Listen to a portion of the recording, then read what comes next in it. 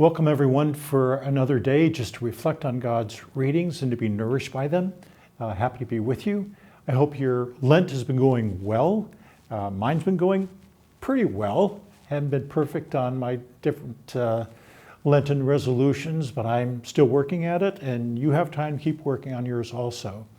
Today I'd like to share just a very simple but important point, and it's this. And I'd like to start off with just from the reading of the book of Wisdom. The wicked said among themselves, thinking not aright. Let me just repeat that. The wicked said among themselves, thinking not aright. And what the author of the book of Wisdom is saying is that for those who do not know God, they don't see things clearly. And so because of that, when they're holding on to secular values, their way of seeing things, the author says that it's different from how God sees things.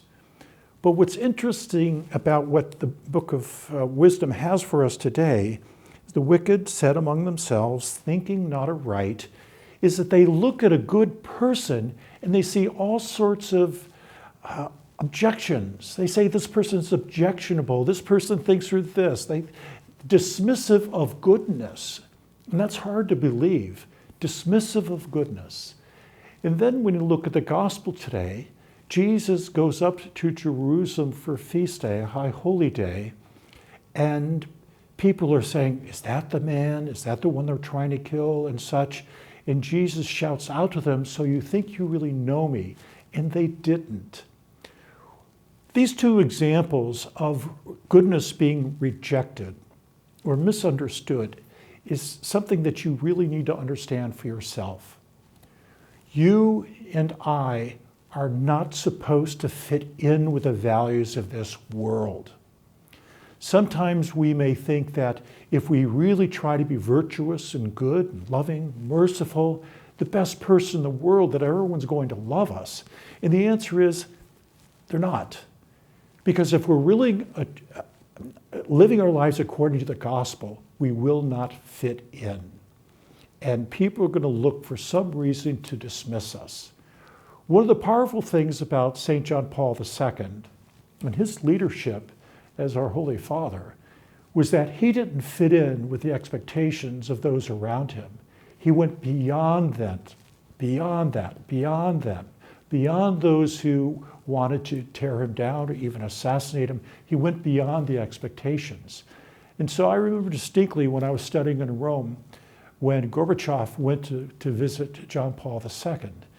And I was watching on an Italian TV, and when Gorbachev was greeted by the Holy Father, he looked like a high school student that was going to the principal's office.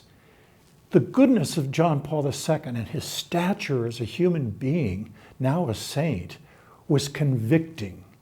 And he couldn't be dismissed because of who he was, the authenticity of his life. When you look at Mother Teresa of Calcutta, now declared a saint, the same thing. People were confronted with something from another place, another time, one who did not embrace secular values, but lived the truth of the gospel. We call those people saints. And we find them, when you examine their lives, that their lives were filled with love and goodness and such.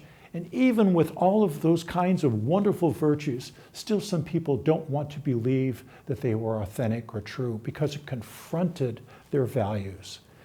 And so the reason why I'm saying this to you is that don't think that as you grow in virtue, that you're going to avoid persecution, being misunderstood, being told you're a goody two-shoe or an ultra this or an ultra that. No, you're just trying to live out the gospel. And if people discover in you something of Christ, then that's a wonderful thing. If they reject you because of Jesus Christ and how you're trying to live out the gospel, that's not too bad either. So, as we journey through this Lenten season, as we try to grow in virtue and try to imitate how Christ lived, be open to being accepted and also rejected in his name. So I offer that to you for you to reflect on. God bless you.